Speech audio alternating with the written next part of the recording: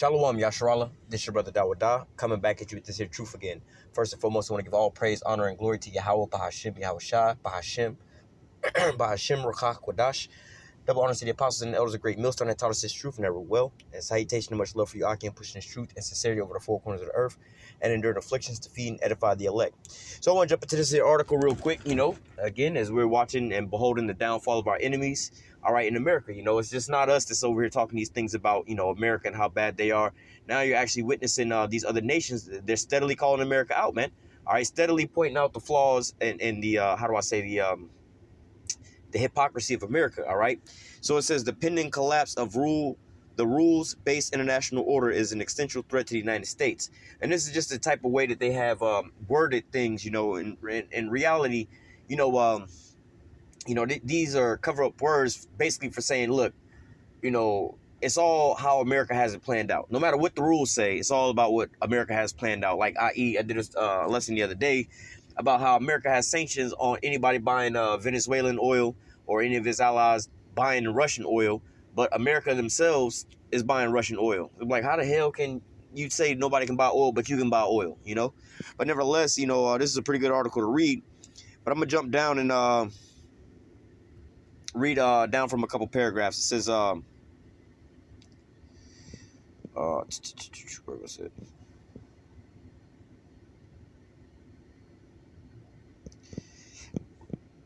Salakia. All right, was it this paragraph? You read a little bit of both of these paragraphs.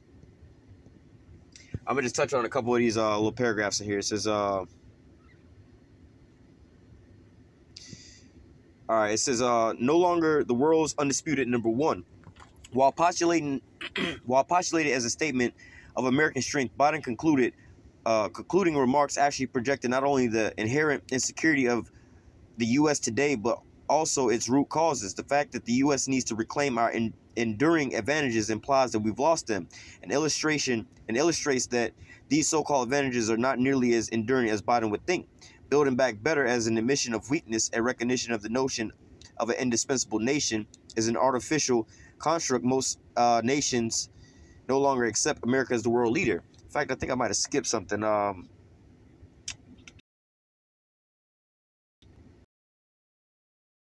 Hang on one second.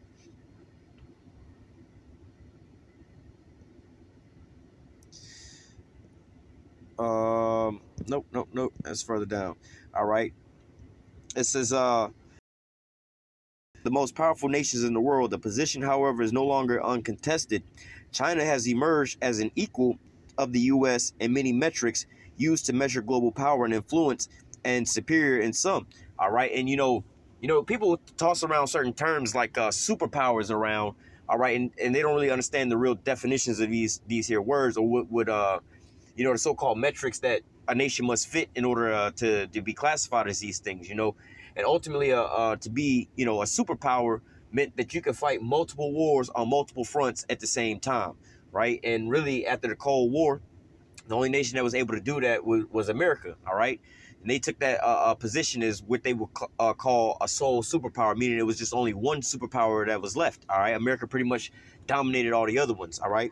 So it says, the reality that the U.S. is one of the most powerful nations in the world, the reality is that the U.S. is one of the most powerful nations in the world. That position, however, no longer contested. China has emerged as equal to the U.S. in many metrics used to measure global power and influence, and superior in some, like global trade, right? America gets the majority of their supplies from China, right? They're not the ones. America's not the number one exporter of goods around the world, all right? It says, moreover, China operates effectively in a multipolar global reality, recognizing that the era of the American singularity is over. Russia, India, Brazil, and the European collectives all represent polar realities whose existence and influence exist independent of the U.S. And, we touched on multiple lessons about how the beast is starting to hate the whore. And when you look at the beast starting to hate the whore, all right, you're seeing a lot of these American allies, all right, trying to find a way to cut themselves off of, the umbilical cord of America, man. All right, because they're pretty much surviving based off of America throwing them crumbs here and there, here and there. But they're looking at this like, look, why we got to sit over here and be fighting over these crumbs that America decide when and how much they're gonna give us, when we can go out and just make ties with these other nations and we can eat a whole plate on our own, man. So this is why you're starting to see a lot of these, also America's driving them to these positions by screwing them over, i.e. the Nord Stream 2 pipeline. Germany and parts of Europe want to get that oil from Russia, but America's going to sanction their own allies if they try to get that to better their own country. But then America says, look, can't nobody get this, but we can get it, and that's just being, hypocritical at that point, So there are people who are starting to look at that as like, you know what, maybe it's not beneficial for us to be sitting over here taking note from America because they don't really have our best interests in mind, all right? The U.S., however, cannot function in such a world.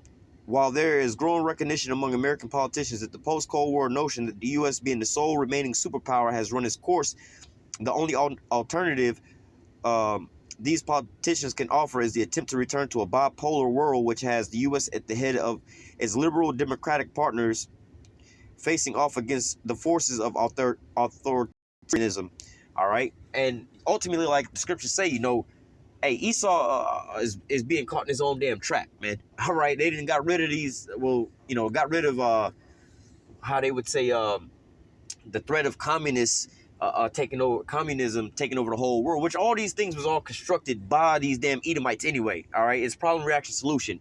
They'll create the two different sides and then have them fight each other to weaken them down, and they'll come in with something different to replace it with. All right, they have two extremes of bad and worse. And they'll push these two ideas out to you so that the people like, look, we'll take this option and the other people take that option. And by the time it runs its course, the people realize that both options left them fucked. So they'll take whatever other option is available. And then, i.e., these elites will come in with something completely different, right? It says, this reality is evident to much of the rest of the world. Why then the U.S. policymakers embrace the formulation The answer is simple. The U.S. as it exists today needs the rule-based international order to remain relevant. All right. And what they mean by the rule-based, is basically, how do I say? Whatever America say, everybody got to follow their rules. If America say, can't nobody drink water, you know what I'm saying? Nobody better not be drinking no water. And America be sitting over there in a goddamn water well drinking all the damn water in the world. And people be like, hey, man, you drinking water. How come we can't drink water? And they're like, hey, don't ask no questions, bro. Or we finna bomb y'all ass. All right, and this is how the fuck America get down, man. All right, it says relevant. Let me go back up. It says the U.S. as it exists today needs the rule-based international order, being America making all the rules and calling all the shots and everybody listen to them, to remain relevant. Relevant, as used here, means global dominant. All right. So going into these things, it's like the fiat currency. It's like, yo, what's the difference between $100 bill and a $1 bill? All right, and that would be the art that's printed on the front and on the back. It's the value of the paper is all the same, man, and they're using the same ink on each of these things. But because we sit here and accept and we believe that, look, the bill with the art printed on it that says 100 is actually worth more than the one that's literally printed with the $1 on there. You know what I'm saying? So like literally, you could be like, yo, we're gonna take two brand new cars, two Mercedes Benzes. One of them, you got all the logos and everything on there. You got an identical one, everything the same, but they took all the logos off, right? And they're like, well, which car is more valuable? They're like, well, they're the same damn car. You just took the logos off of one and you got the logos on the other. It's the same damn thing. But if people will believe that one car is more valuable than the other car and people will buy it, well, that's what the hell they got going on, And that's what it is over here with America. America need these people to keep believing into these lies, keep believing that, that they, the world needs them to be the superpower, the world police, man. All right.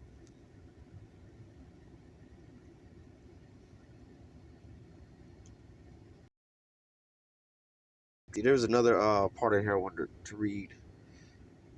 Okay, yeah, this last paragraph.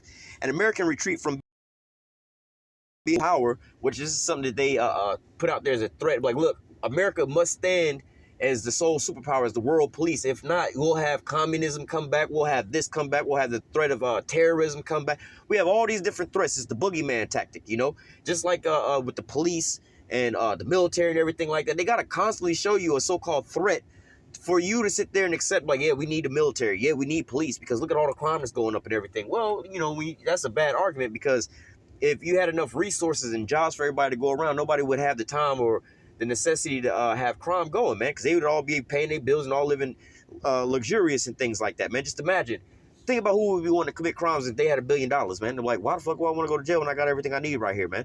All right, but they'll create the conditions, all right, to create the crimes so that they can come in and police your ass to control you, man. All right, they create all these scenarios and all these situations, man. All right, out of their desire to rule and dominate over people, man. All right. America's retreat from being the indispensable power and a corresponding embrace of leadership. Salaki, give me a second. Embrace of a leadership role based upon the more collegial notion of shared authorities would not mean the physical demise of the U.S. The nation would continue to exist as a sovereign entity, but it would mean an end. But it would mean an end to the psychological reality of America as we know it today. The quasi-imperial power whose relevance is founded on the compelled global hegemony. Meaning, you know, when you go into this word hegemony, it's like, look, bro, we gonna dominate and all right, there's no question, there's no contest in this, man. If America say, look, you know, y'all two allies, if you don't bomb the hell out of him, we bombing both of y'all. And who gonna say something about it, man? All right, because, you know, and this is going into the scripture, how the prophet say, the weak shall say, let the weak say I'm strong, and you know, they also saying, have thou become as weak as us? Now you on the same level, because beforehand nobody could challenge America, man, because they would sooner or later go and invade your damn country and make you cease from the history books, man, and rewrite history over your nation, man. All right, you know, i.e. Saddam Hussein, who decided to start selling his oil on I believe the British pound instead of the American dollar. You see, he ain't over there no more, right? And now you see who got control of his oil now, right? Muammar Gaddafi, right, decided to start selling his oil on created a new currency, the gold dinar, all right, and which would benefit them out there in Africa. But guess what happened to him? They wound up assassinating his ass live on TV, all right. And then also they found a fresh water spring from out the you know, out there in the Middle East, in Libya, all right, which that shit is way more valuable than the damn gold, because you got to think, if you got a fresh water spring in the middle of the desert, unlimited supply of good fresh water, bro, you could grow whatever the hell you want out there. You could drive all the water to all those you know, water-bearing lands out there, man. All right.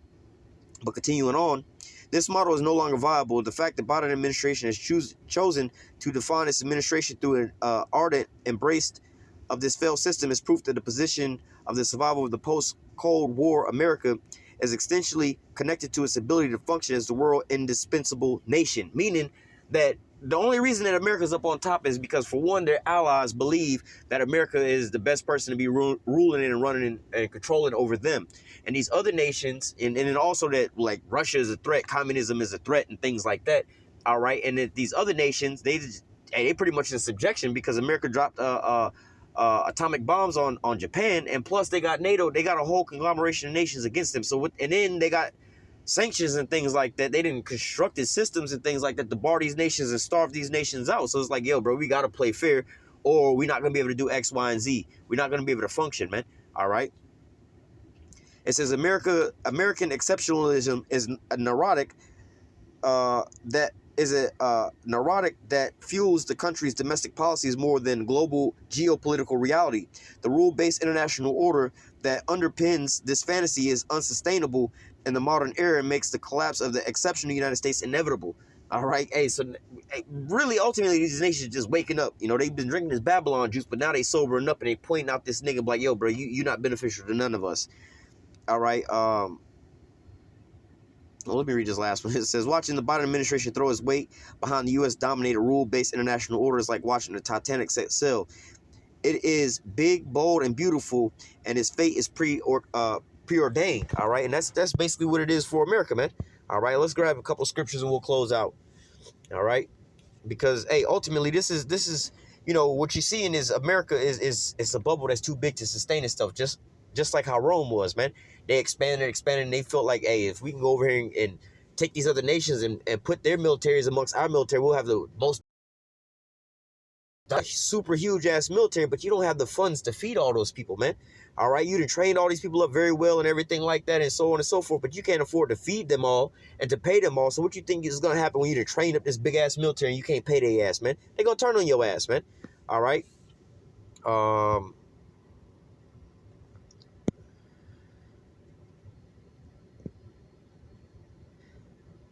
Isaiah 14:10, it says, all they shall speak and say unto thee, art thou Well, let me go up. Verse 9, it says, Isaiah 14:9, it says, hell from beneath is at thy coming. It stirreth up the dead for thee, even all the chief ones of the earth. It has raised up from their thrones all the kings of the nations. See, America is the one that went through and overthrew all these damn governments and set up their puppets around the whole damn world, man. America's the one, they had this thing called what they call regime change, man.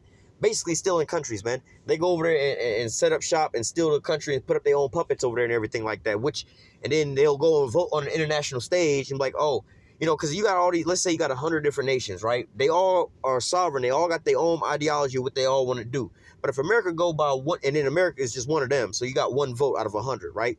So if America knows, like, well, it's the majority win, so it's 99 of them and one of me.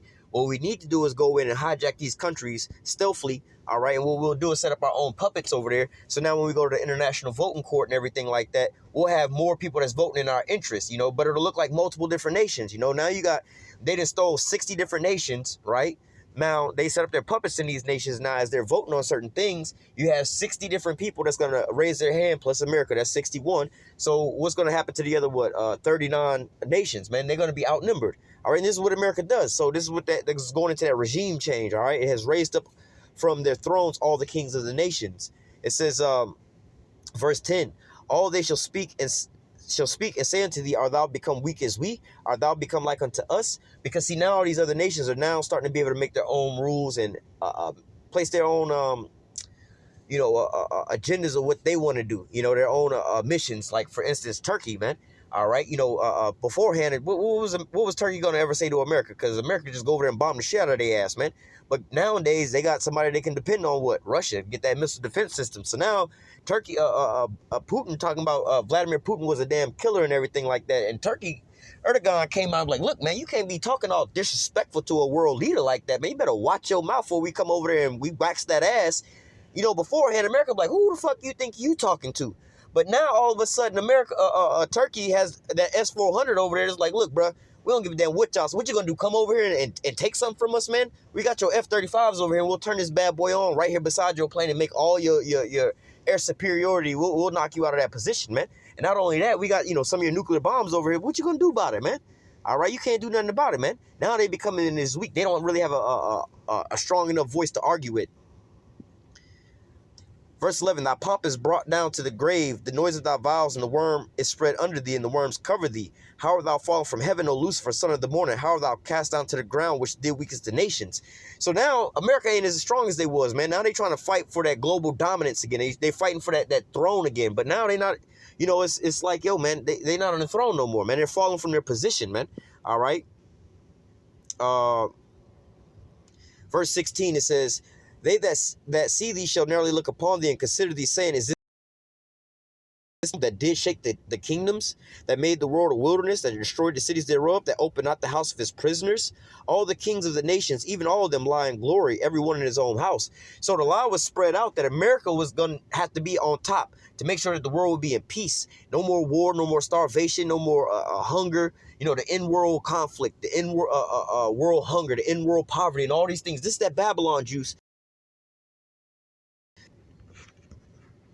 Jeremiah 51:7, Babylon hath been a golden cup, all right, the head, and Yahweh's hand that made all the earth drunken. The nations have drunken of her wine, therefore the nations are mad. So like I was just going into, we need America in position because why? We need to have global peace. We need to have the end global starvation, global poverty, global wars. We need America in place and position to help protect all these things. And all these nations drunk that wine. All these nations believed in all that BS. But now they're starting to sober up like, wait a minute.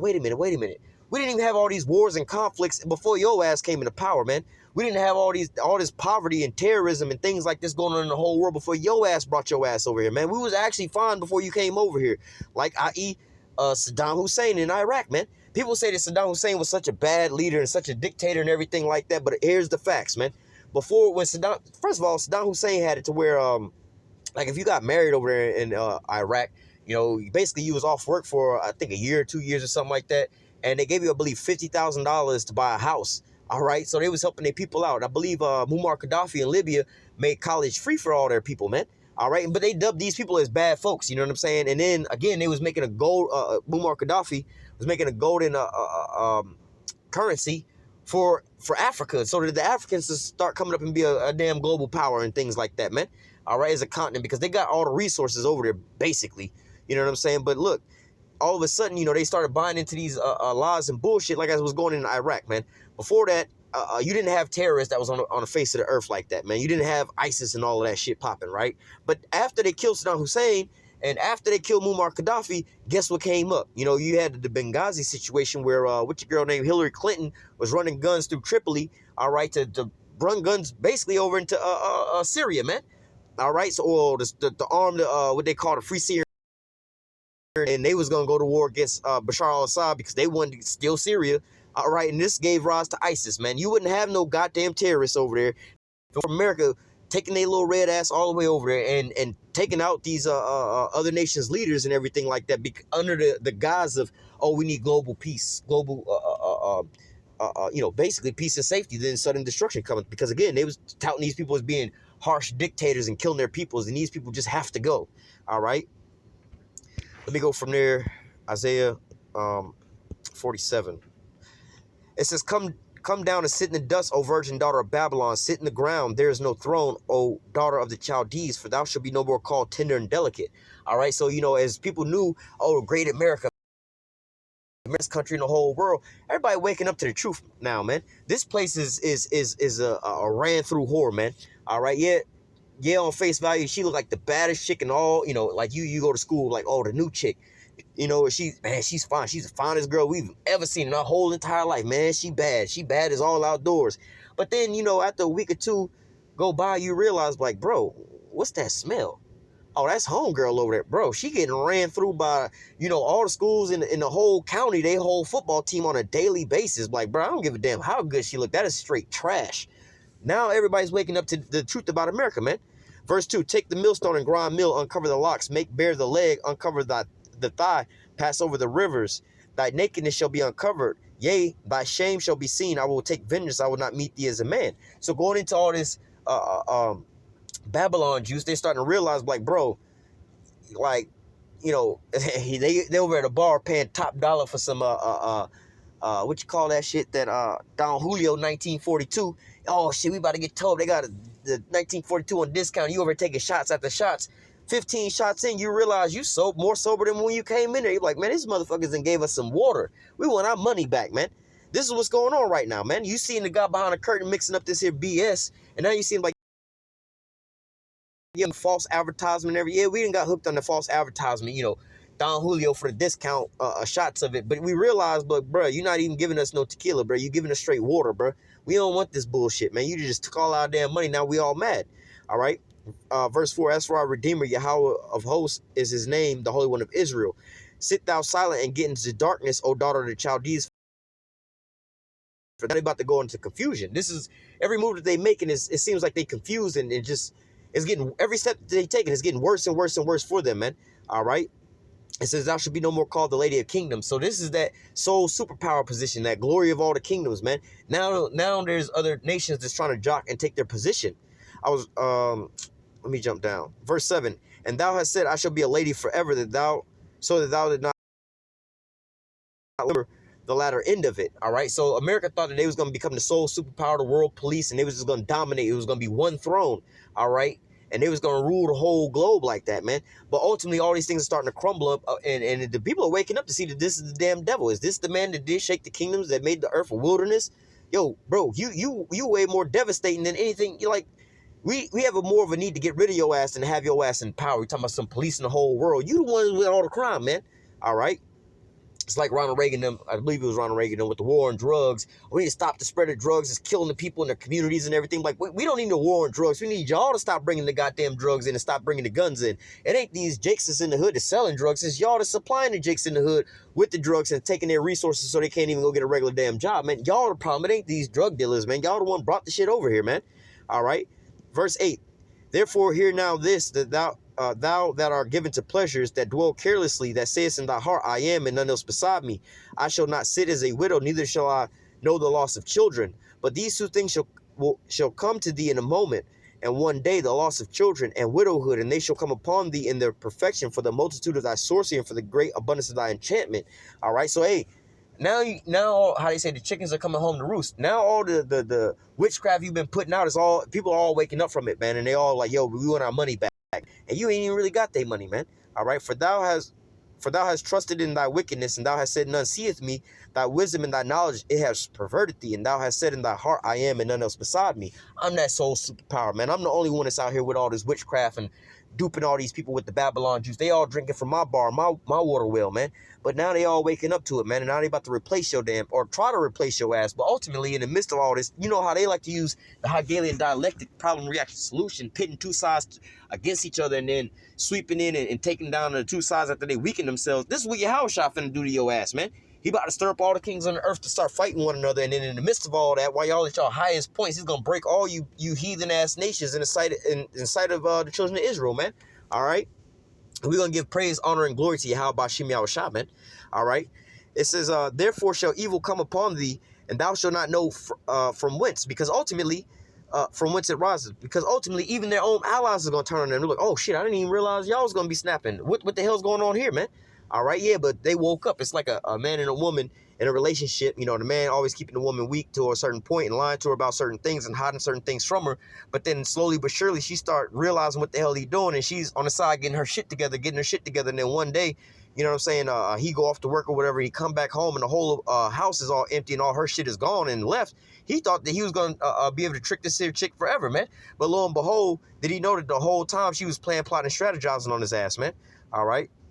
Stand now with thine enchantment and with the multitude of thy sorcery wherein thou hast labored from thy youth, if so thou shalt be able to profit, if so thou mayest prevail. So see, they're stuck into their own BS. They believe their own lies, thinking that their own witchcraft is going to let them ride off into the sunset. Thou art wearied in the multitude of thy counsel. Let now the astrologers and stargazers, the monthly prognosticators, stand up and save thee from these things that shall come upon thee. Behold, they say, they shall be as stubble, and the fire shall burn them. They shall not deliver themselves from the power of the flame. They shall not be a coal to warm at, nor a fire to sit before it. Thus shall they be unto thee when thou hast labored, even thy merchants from thy youth. They shall wander everyone to his quarter, none shall save thee. So even your allies, the people that's living off you in all these different nations, they about to leave your ass out to dry, man. All right, and you're seeing, you know, America fall from its dominant position, man. All right, so I'm going to go ahead and close out with that. Lord willing, this here lesson was edifying unto the elect. Until next time, I say, call halal, Yahweh, Bahashim, Yahushai, Bahashim, Rakak Kodash. Double honors to the apostles and elders. And salutation and much love for you, Aki, and pushing his truth and sincerity over the four corners of the earth, and enduring afflictions to feed and edify the elect. Until next time, I say, stay strong. Shalom.